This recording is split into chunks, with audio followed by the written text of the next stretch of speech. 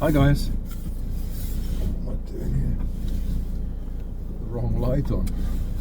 That's a bit better. Can't see what I'm doing here. If you've got a light on in the car, it's harder to see outside, harder to drive. But unless you're an expert, which I'm not. But my ADHD brain kind of saves me. Oh, that's quite close. It's such a tight corner here. This car doesn't have much steering. Yeah, I can still make it. There we go. Going to the supermarket as usual. You know, people in the past would, complain that they can't hear my audio because my old Samsung 2015 or I don't know when it was, 17. I've got the new Samsung. This is 2025, and I owe money for that. But it's a standard one. It's not the. You have I don't know, like the deluxe versions, the more expensive versions, and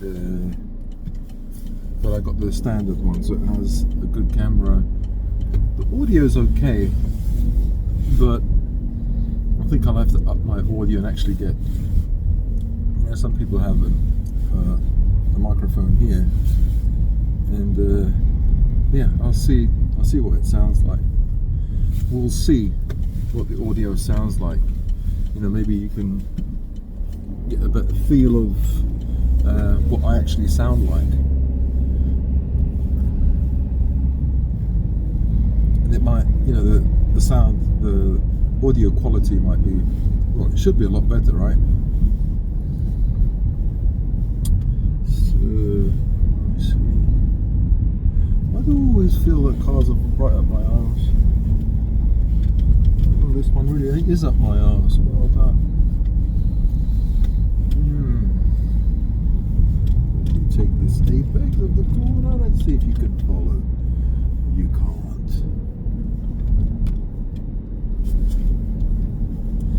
So, yeah, what was I saying? I'm really low on fuel. I have to fuel up.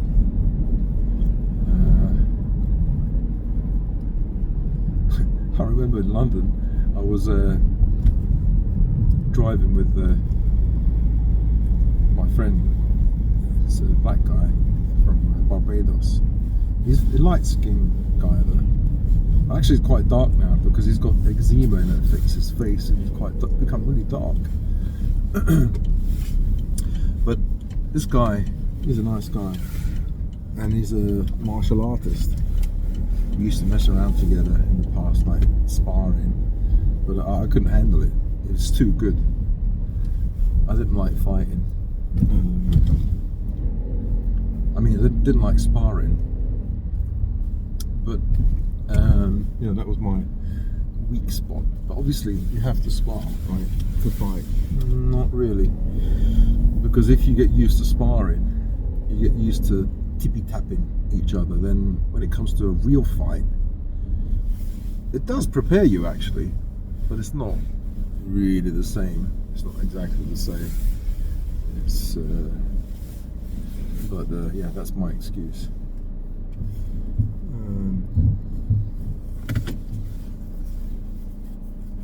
So what was I going to say?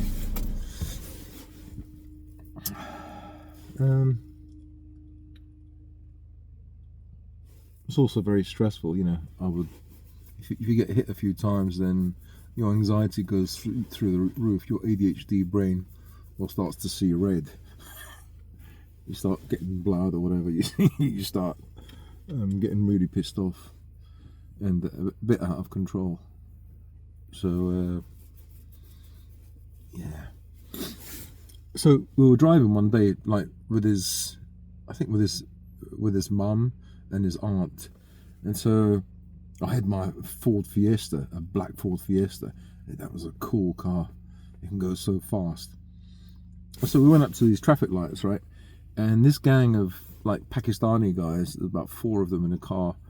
I was in the indicating the traffic lights. So I was just waiting, indicating to go in, and they just came out of nowhere. They overtook all the cars, and they just parked right in front of me, and they went like this. So I thought, my ego was like, it was like bruised. And I thought, oh, okay, you think you're you think you're bad. All right, let's see. So we turned in, and I was just driving slowly on the main road. There's a main road that you do not overtake there, because in the middle there are islands there. But I went close, and then boom, I came out, overtook, and then and then they didn't like it, so they were tailgating me a little bit.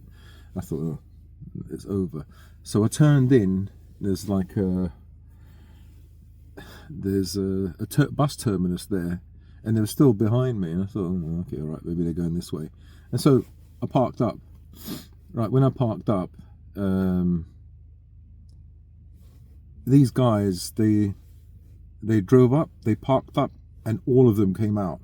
When they parked up, they reversed and they hit a car. So the guy must have been really nervous, and they came out. So my friend and myself, we actually walked towards them. We walked towards them, and my friend said, be careful, you just hit a car there. And he was like, he's doing these kind of movements. I know what he's like. He was getting ready, and they just walked away. They saw us, both of us approach them, and they were ready to bully. You see, they were ready to come out and bully. Normally, normal people will actually stay in the car, and they're the aggressor, and you're the prey. They're the predator, because there's 4 of them. Little did they know, there's a black guy there, and black guys usually, not all, but they're more like aggressive and more, they must have that warrior gene or something. And it's not racist to say that at all, because people like Italian people, especially Sicilian people, or maybe Turks in certain areas, are more aggressive. You can't mess around with them. They have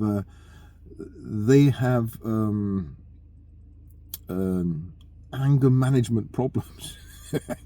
So you have me, a Sicilian guy, and this guy from Barbados, but people from Barbados are usually nice. Usually, like, at school, my troublemaker friends would be like the Jamaican ones, or maybe Nigerian or whatever. Those kind of people are a bit tough. Doesn't matter where you're from. You can have a tough guy from India, English guy, Scottish guy. It doesn't matter. But they have a reputation. Certain people have a reputation, and there is a reason. There is no smoke without fire. Is it? No, whatever. So it just goes to show, these guys came out. They parked their car, and they were a bit nervous. They were angry. They hit their car into the bumper or the front of another car when they reversed. All of them came out all angry, and I just followed his lead. He started to walk towards them, because that's where he lived. He didn't want to know he didn't want them to know where he lives.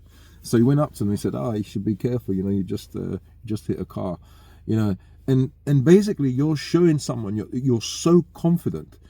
4 of them came out, and he was so confident, he went up to them, but also there's that, it could be a front, but the fact that black guys have this reputation of being stronger, being aggressive, and it's not racist at all. It's actually a fact. How many white guys compared to black guys do you see as security guards, as having these like terrible jobs? I've done these jobs, and I know, lots of security guys, lots of guys that work on the door are white, but you have a certain amount of black guys. And if you think of the population that we have, there are only 5% of black guys, I was going to say on the planet now, 5% of black guys in the UK.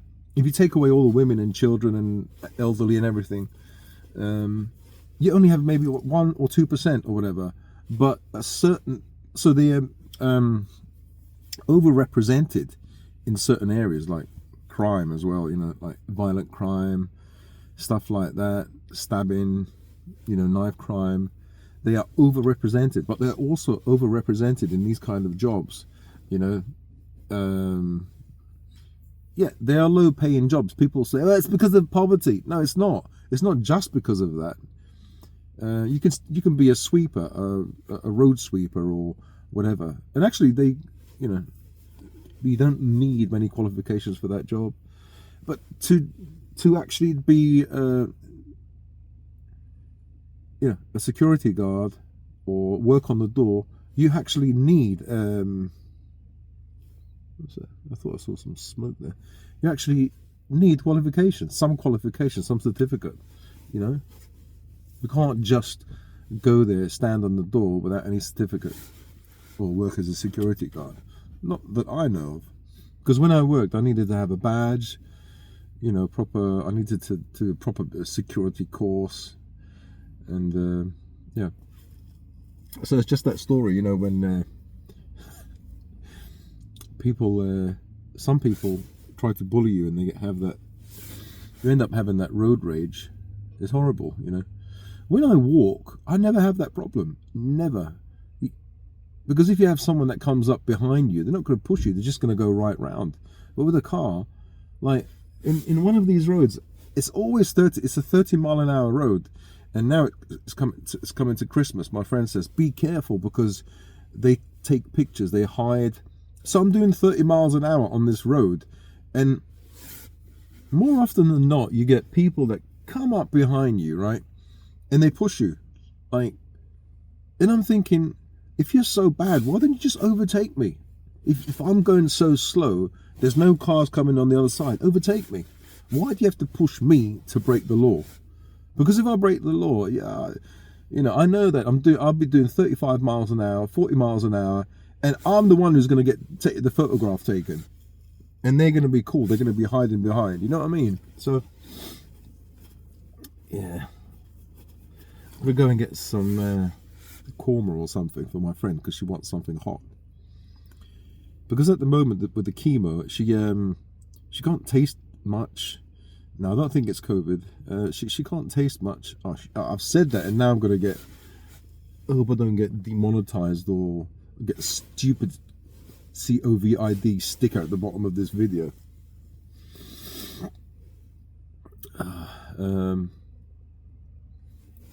Yeah, so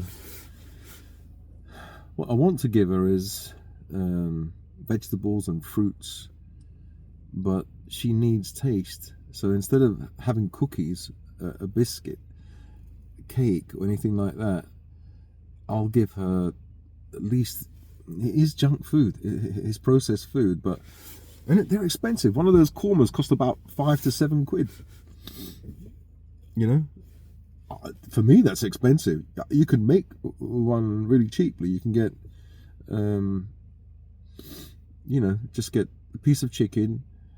We've got turmeric, got a few spices, and just cook it that way with a bit of rice. You can add some, you don't have any mango chutney, so just mix a little bit of ketchup and mayonnaise, and you've got like 1,000 Island dressing, and it comes out okay with a bit of chili on top. That's it. It's not the same, of course, but you don't have all those additives as well.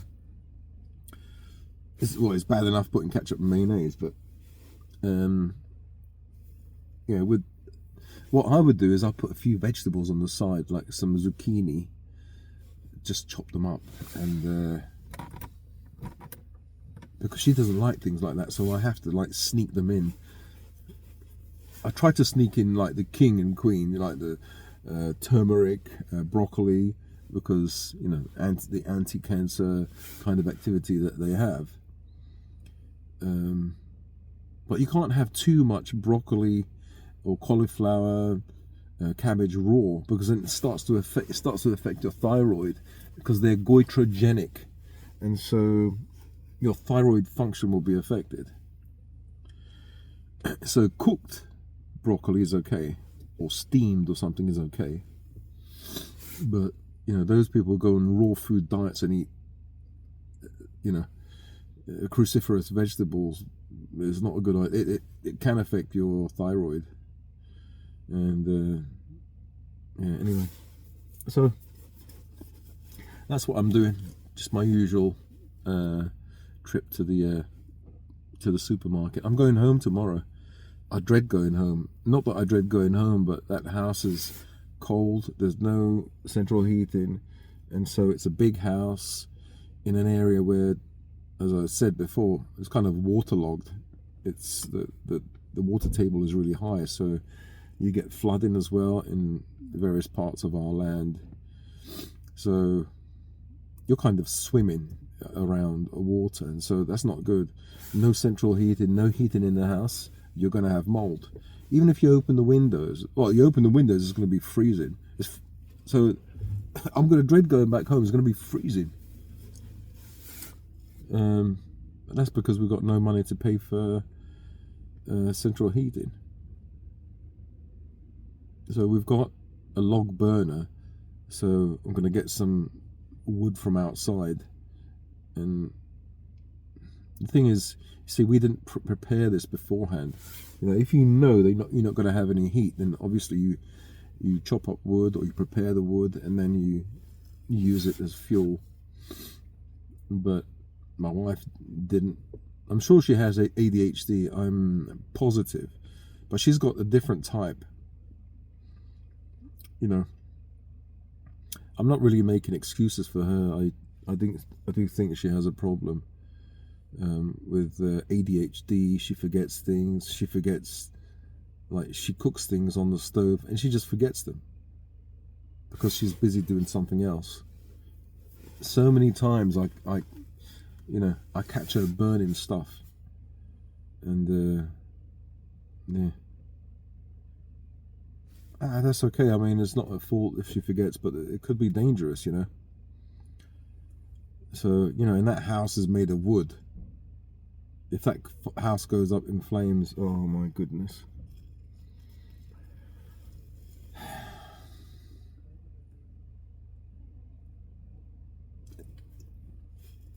In case you ask, no, we're not insured because we don't have enough money to insuring that house. Do you know how much it costs? $4,200 that they gave us the bill for.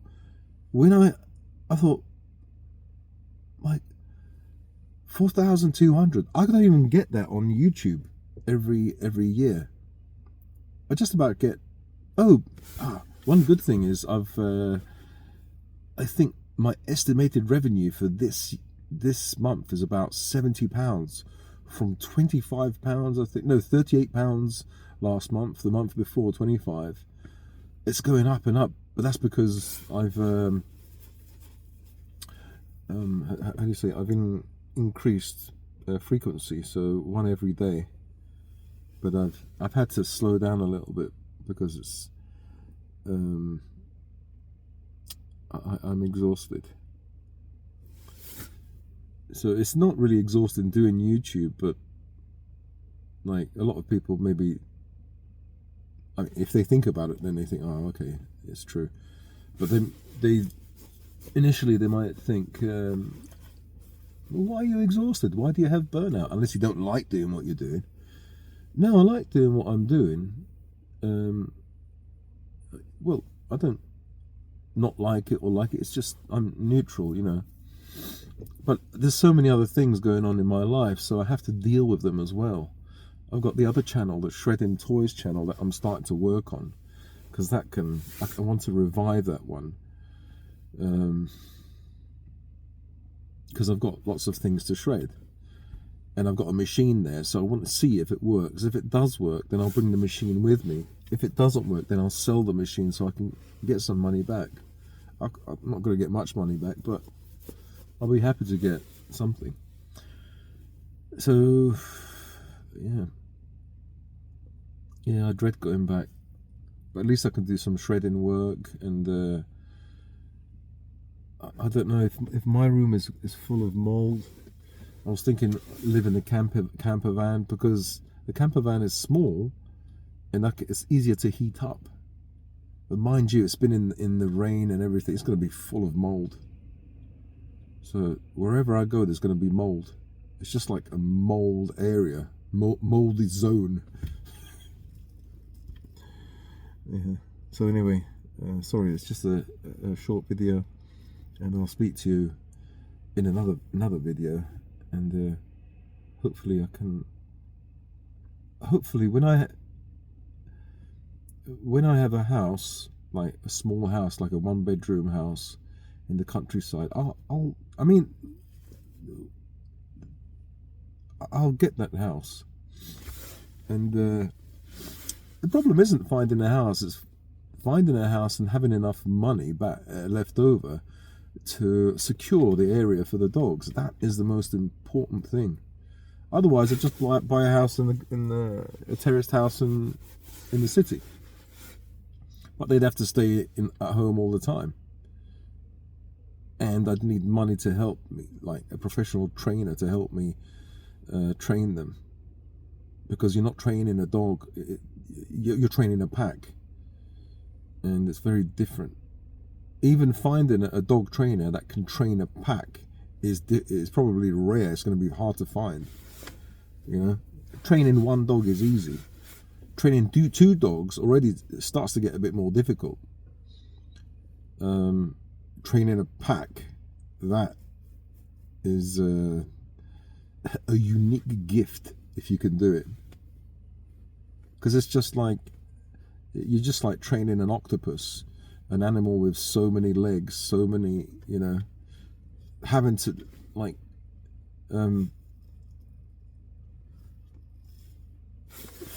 function and in one unit and obey you. You've got so many moving parts. With one dog, it's easy, very easy, compared to a pack. So, all right, guys, I'll speak to you in another video, and yeah, take care, and I'll see you later. Bye.